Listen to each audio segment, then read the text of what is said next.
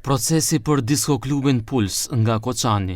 ku ka një numër të madh të akuzuarve, është i vështirë të udhëhiqet dhe gjykata ka para vetes mira faqe prova që duhet i përmbledh dhe të nxjerrë konkluzione se çfarë është e vërteta për të sjellë një vendim të drejtë. Këtë për Televizionin 21 e deklaroi profesori Vlado Kambovski, duke u ndalur te procesi gjyqësor për tragjedinë në Koçan, lidhur me atë se a mendon që të gjithë të akuzuarit janë përgjegjës për veprat e rënda kundër sigurisë së përgjithshme dhe si mund të jenë të gjithë bashkëpjesëmarrës në bashkëveprim. Во текот на самиот процес јас верувам дека ќе дојде до диференцијација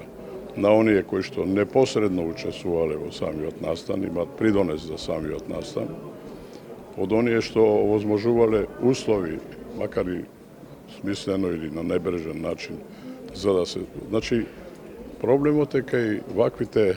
комплексни случаи на утврдување на каузалитетот, каузалната врска. Sa i përket mbajtjes së komisionit të përhershëm hetimor të sotëm dhe komisionit hetimor të paralajmëruar për Koçanin me propozim të VMRO-DPMNE-s, Kambovski thotë se ai do të ketë një kontribut të rëndësishëm vetëm nëse fokusohet te këto ngjarje si simptom e sundimit të së drejtës dhe përgjegjësisë në vend se si mundësi për poena politik. Ако во тој дел анкетната комисија ги разложи мирно проблемите што постојат во општеството и создаваат услови за